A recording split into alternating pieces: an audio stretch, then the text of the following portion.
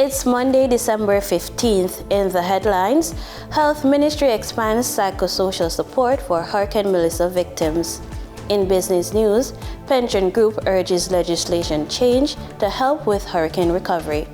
Regionally, Barbados to launch instant digital payment system. And in sports, Sunshine Girls suffer heavy defeats in Vitality Series against England. This is the news on PBC Jamaica. I am Danita Rodney.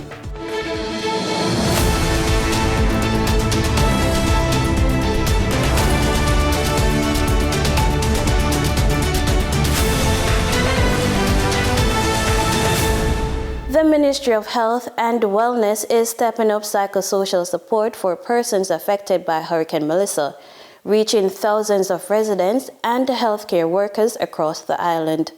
Speaking at the ministry's recent virtual press conference, Chief Medical Officer Dr. Jacqueline Bessessa McKenzie says more than 500 healthcare workers and over 3,400 members of the public have already received support, and additional teams are being formed to visit high-risk areas. We're trying to put these psychosocial teams in, for example, community centers or in churches on a regular basis, maybe once a week or once or twice per week, depending on the demand, so that persons will be able to have, for those persons who need more than just that one visit, that they will be able to bring them back over a 3 to 5 week period so that they can get the counseling that they need.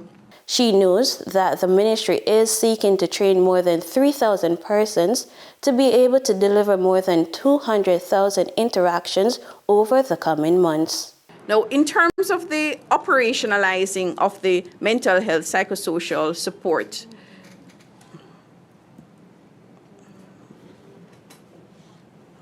we have trained over 1,250 persons to deliver psychological first aid messages.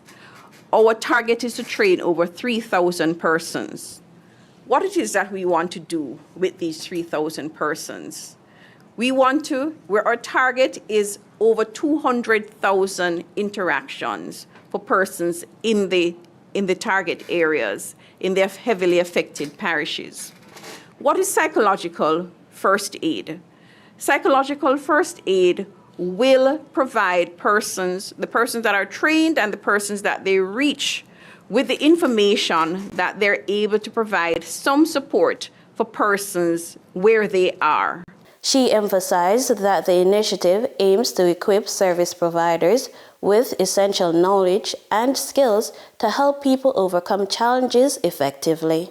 So for that basic service in terms of treating persons with consideration and with dignity and respect, that can happen at the very basic level.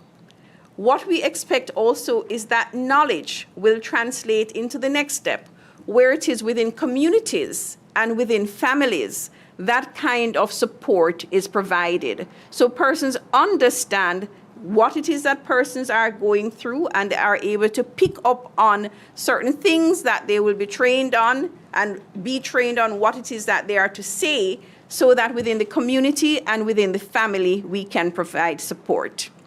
The National Housing Trust says hundreds of Jamaicans affected by Hurricane Melissa have applied for disaster assistance, even as interest in relief loans remains low.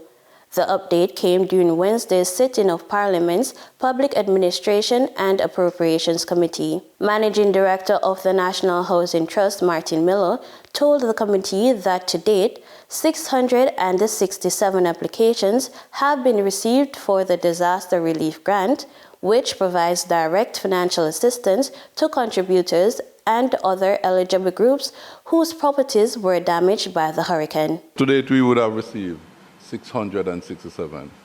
Now, the grants are slow coming in, so what we have done is that we have split into several teams, and they are out there in the community. So we expect that we will see a significant increase over the next week or so. The disaster relief grant allows for up to $500,000 per collateral. However, Mr. Miller says interest in the hurricane relief loan has been minimal, with only 7 applications submitted so far. Most of the customers that we're seeing, their indication is that they have no interest in the loan. Their preference is for a grant. So we would have received 7 applications for loans, which we are processing. During assessing the applications for grants based on income and the individual circumstances, there are 11 applications that we thought could access and service a loan. He noted that while loans are open to all contributors, provisions are also in place for immediate family members to apply on behalf of relatives. It's open to all contributors, and it goes beyond just contributors, because what we have done is that we put in place provision for immediate family members to apply for the loans on behalf of their parent or other Okay, so this is a relatives. NHT, this is a relief and recovery initiative that's open to all Jamaicans, That is not just NHT contributors or those who already have mortgages. Correct, Chairman. Okay. Mr. Miller says the assessment process has been strengthened to speed up payments, including support from NHT project officers. He adds that insurance settlements should begin flowing more steadily within the next 2 weeks. Energy, Telecommunications and Transport Minister Daryl Vaz says power should be restored to all major town centers across the island by Christmas, as crews ramp up efforts in communities still without electricity following recent outages. Addressing the public and the members of the media at the most recent post-cabinet briefing, the Energy Minister said the JPS is working closely with local officials to prioritize areas for restoration ahead of the holiday season. And the commitment that the JPS has made to me, which I have put in writing, all major town centers in all parishes will be restored by Christmas and New Year. It means all of those townships that are not or do not have electricity now will have, and that will be huge in terms of the effect for Christmas and New Year. Minister Vaz says an additional 300 linesmen, along with specialized equipment, have been mobilized to accelerate restoration, especially in the hardest hit parishes. These line workers will be allocated to parishes with catastrophic damage, such as Westmoreland, to accelerate redesign and rebuild efforts. We have already provided power to Savlamar Hospital, the town of Savlamar, Nigwil, and surrounding communities as we continue to expand our rebuild efforts in Westmoreland. We are making arrangements for special accommodations and staging areas for equipment and material in parishes such as Westmoreland and St. Elizabeth to optimize logistics and efficiencies for the rebuild restoration efforts. He noted that the linesmen were expected to begin arriving over the weekend, while the equipment is expected to dock sometime late this week for work to begin immediately. The additional 300 line workers, along with their specialized equipment, have been mobilized. The barges with specialized equipment are expected to arrive prior to Christmas. The latest information I have, Minister Dixon, is that linesmen will start arriving here as early as this weekend ahead of the equipment, which we hope will dock sometime late next week into next weekend, latest early in the week of Christmas, and start working immediately. Officials are urging residents to be patient as restoration continues, with the goal of having electricity restored to all major towns in time for the holidays. Journalists from several media houses received media kits last week to aid in their coverage of disaster events.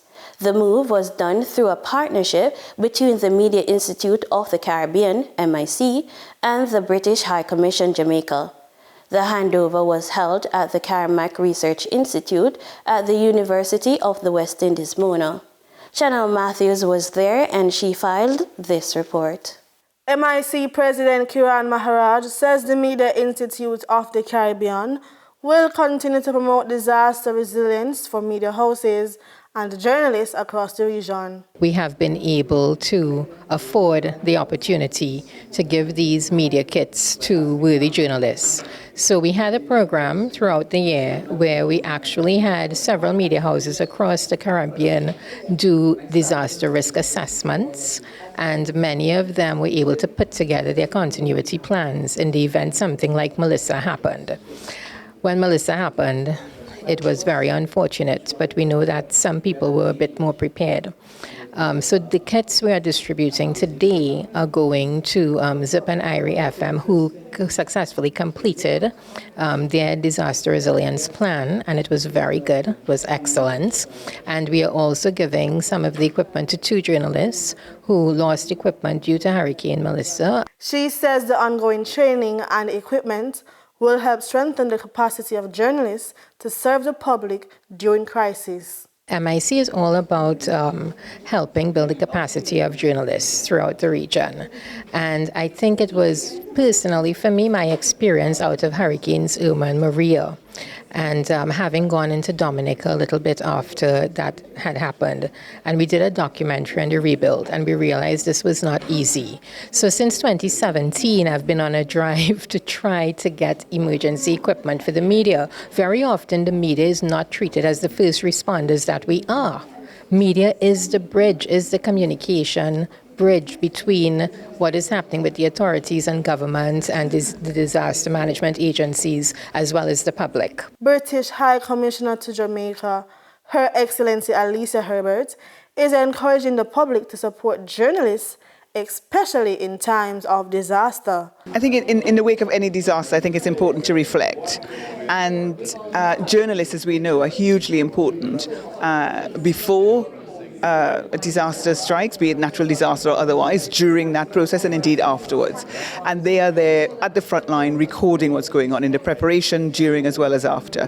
And given that, it's hugely important that we support them in order to tell those stories, those human stories from the ground. And journalism has got to play a hugely important part of that. People must be informed as to, where to go, where the shelters are, how to get there, how to prepare for an impending disaster, an impending natural disaster, for example. And therefore, that information is hugely important to protect themselves and to protect their families, to protect their communities.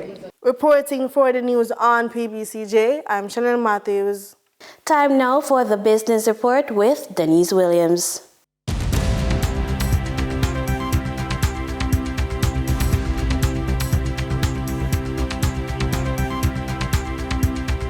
Welcome to today's business report. I'm Denise Williams, here to bring you the stories shaping the financial world and guiding your journey to smarter business decisions. Let's dive into the top headlines. President of the Pensions Industry Association of Jamaica, Sanya Goff, is calling for the government to urgently move forward with the long-delayed pensions bill so that Jamaicans hard hit by Hurricane Melissa can access part of their retirement savings. Goff says the legislation would activate hardship provisions that allow contributors facing severe financial strain to withdraw a portion of their pension funds to repair homes, restore businesses, and rebuild their livelihoods. The Pension Association is also urging the government to approve a contribution holiday clause, which would permit both employers and employees to temporarily pause their pension payments following a major disaster. For the trading period ending December 12, 2025, these were the most actively traded stocks. Trans-Jamaican Highway Limited with 8,860,711 units, representing 39.11% of market sales volume. Wigton Energy Limited with 3,182,142 units, representing 14.05% of market sales volume. QWI Investments Limited with 2,253,238 units, representing 9.95% of market sales volume. We now shift our focus to the Forex market rate set by the Bank of Jamaica. On December 12, 2025, the Bank of Jamaica reported US $36.40 million purchased and US $60.52 million sold by Forex traders. Forex traders earned $1.46 per dollar, selling the US at $160.92 and buying the US at $159.46. The Canadian dollar netted Forex traders 56 cents per transaction, with selling at $117.18 and buying at $116.62. The British pound yielded Forex traders $3.59 in profits, with selling at $215.70 and buying at $212.11. For our credit report tip of the day, understanding your credit report isn't boring. It's a practical power move for professionals at any age. When you know what's on it, you can catch costly errors early, spot identity issues, avoid surprise rejections, and understand exactly how lenders view you. It helps you negotiate better terms, lower interest rates over time, and plan major life or career moves with clarity instead of guesswork. More importantly, it shifts you from reactive to strategic, removes emotion from the numbers, and builds quiet confidence in your financial decisions. Simply put, credit awareness is a professional skill that supports smarter money moves and long-term stability. And that wraps up today's business report. I'm Denise Williams, reminding you that every financial decision is a step toward your future. Until next time, stay focused, stay informed, and keep striving for success. See you soon.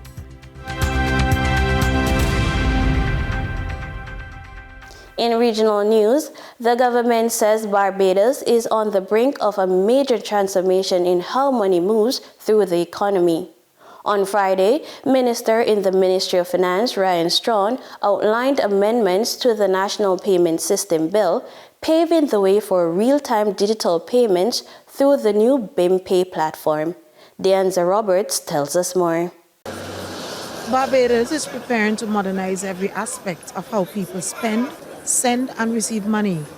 And today in the House of Assembly, Minister in the Ministry of Finance, Ryan Strawn, said the changes are essential to the country's ongoing economic reforms. The evolution of payments with respect to the economy, sir, was one of those reforms that were not specifically identified as targets in the program, but we determined as government that working with the commercial banks at the time, given that they were providing payment services outside of their regular commercial banking services, that it was important that we transform this space in order to ensure that the economy, sir, can get a booster, if you like, sir, with respect to how business is done generally in the country. Strawn says the central bank's BIMPay will make payments instant and accessible. It is important for Barbadians to appreciate, sir, that what we are bringing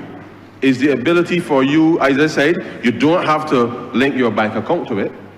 But if, sir, you wanted to effect that sale and you chose to load in the same way that you have the debit card and credit card in your physical wallet, that you want to connect your financial accounts onto BIMPay, then you could easily, sir, transfer money instantaneously between the bank account that you have without having to go to ATM and all this type of thing, sir. You would see what would be a virtual amount of money in your digital wallet. The move, he says, is expected to boost micro businesses and online vendors. And with the central bank now regulating all payment service providers, the aim is to ensure secure, streamlined transactions. What we are trying to impress upon Barbadians that the launch of BIMPay is going to significantly transform how business is done in this economy. Government expects the real-time payment system to be fully rolled out soon, saying Barbadians should prepare for some positive disruption. Deanza Roberts, CBC News. Prime Minister Philip J. Pierre has thanked the people of St. Lucia for what he describes as an historic and overwhelming mandate at the polls as he officially swore in his new cabinet. Speaking at the ceremony, the Prime Minister said the team was carefully selected from a strong pool of talent and experience and will be expected to uphold the highest standards of performance, integrity, and performance, warning that changes will be made if ministers fail to deliver on their responsibilities. I want to thank the people of St. Lucia for a historic, overwhelming mandate given to us on December 1st.